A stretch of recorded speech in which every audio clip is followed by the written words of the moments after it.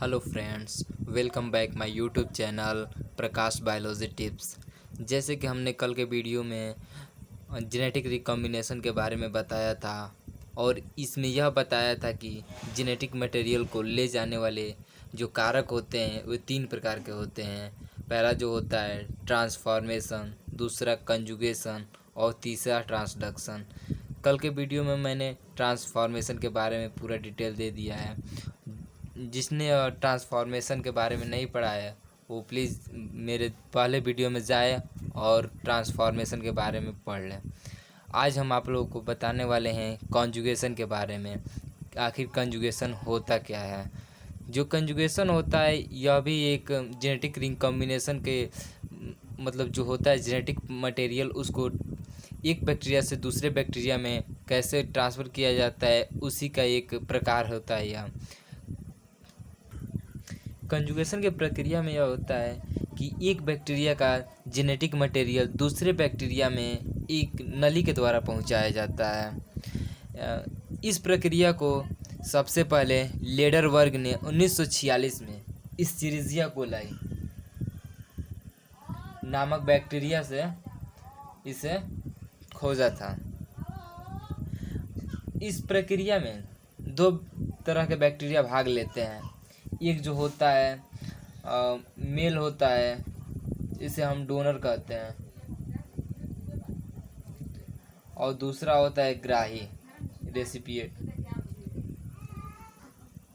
Donor और recipient का पहचान जो होता है वो एक कारक की उपस्थिति में होता है जिसे हम यफ फैक्टर कहते हैं। यह फैक्टर जो होता है वो केवल डोनर में ही पाया जाता है। जैसे कि हम देख सकते हैं इसमें जो मेल होता है उसी में पाया जाता है, इसे डोनर कहते हैं। और ये होता है बैक्टीरिया का आनुवांशिक पदार्थ, जेनेटिक मटेरियल।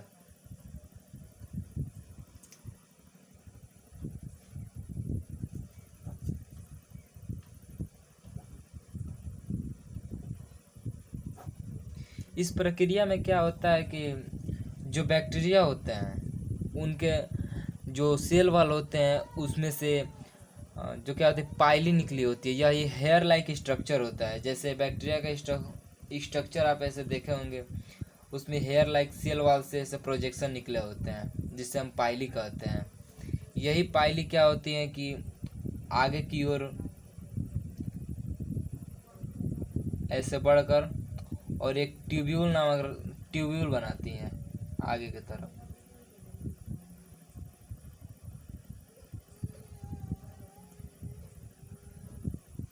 और यही ट्यूब्यूल आपस में जुड़कर और फ्यूज कर जाती हैं।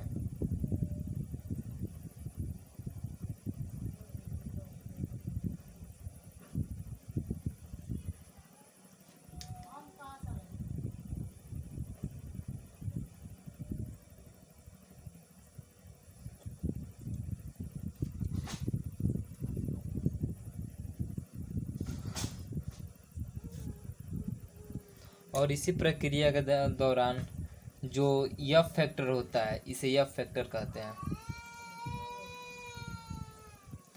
यह डिवाइड होने लगता है और एक से दो भागों में बढ़ जाता है।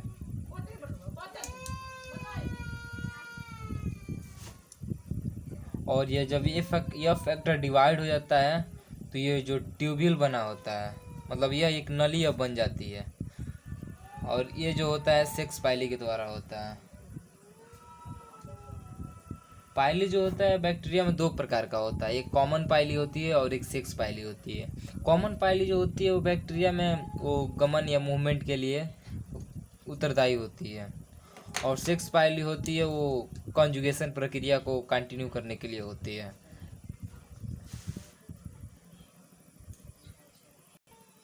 इसे हम कॉन्जुगेशन ट्यूब कहते हैं। ये जो नली बनती है इसे हम कॉन्जुगेशन ट्यूब कहते हैं। उसके बाद से क्या होता है, जो यह फैक्टर होता है, ये वाला यह फैक्टर वो रेसिपिएंट जो होता है उसमें जाने लगता है।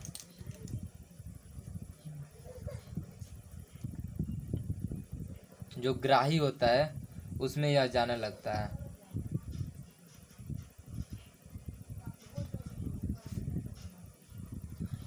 और यह वहाँ पहुँच जाता है इसमें डोनर सेल्स में, और फिर ये दोनों अलग हो जाते हैं।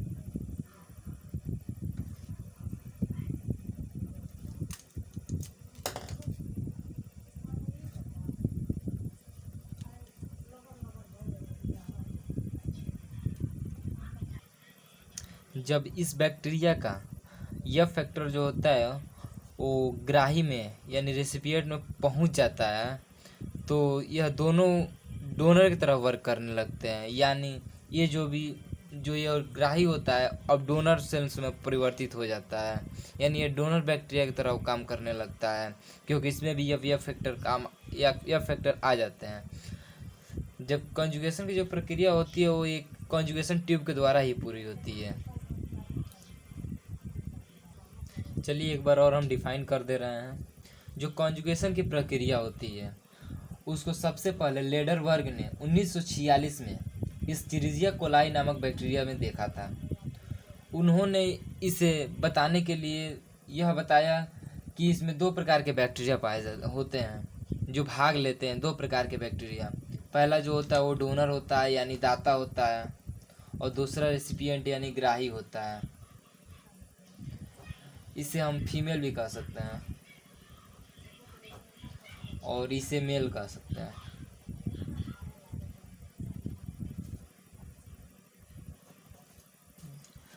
अब इस जो बैक्टीरिया होते हैं दोनों ये आपस में सेक्स पाइली के द्वारा जुड़ते हैं, इसे सेक्स पाइली कहते हैं। जैसे हमने बताया अभी कि पाइली जो होती है दो प्रकार की होती है, कॉमन पाइली और सेक्स पाइली। कॉमन पाइली जो वो होता है कि जो बैक्टीरिया को मूवमेंट में या एक दूसरे स्थान से चिपकने में जिस वो काम करता है, एक दूसरे सतह से उसको चिपकने में या किसी सेल से चिपकने में उसको काम करता है। और जो सेक्स पाइली होती हैं यह मोस्टली कॉन्जुगेशन के टाइम में वर्क करती हैं। अब ये जो बैक्टीरिया के दोनों बैक्टीरिया की जो सेक्स पाइली होती है वो आपस में आकर जुड़ जाती है। जहाँ पे जुड़ती है वहाँ की दीवार इसकी गल जाती है, डिज़ोल्व हो जाती है। अब जहाँ पे ऐसे देख सकते हैं यहाँ पे इसकी दीवार जो होती है डिज़ोल्व हो गई है और एक नली का फॉर्मेशन हो जाता है। और ये जो ट्यूब्यूल बना है इसे हम कॉन्जुगेशन ट्यूब कहते हैं। अब जो इसमें यह फैक्टर होता है डोनर में, यह फैक्टर यही उत्तरदायी तो होता है डोनर के लिए। तो यह जो होता है यहाँ पर आता है तो यह मल्टीप्लिकेशन करता है, मतलब 1 से 2 बनता है। और जब 2 बन जाता है तो यह एक कॉन्जुगेशन ट्यूब के द्वारा दूसरे बैक्टीरियल सेल में मतलब आसानी से चला जाता है। इसी प्रक्रिया को कॉन्जुगेशन कहते हैं कि एक बैक्टीरिया से दूसरे बैक्टीरिया में मतलब जेनेटिक मटेरियल का ट्रांसफ़र किसी ट्यूब के द्वारा हो, इस प्रक्रिया को ही कॉन्जुगेशन कहा जाता है।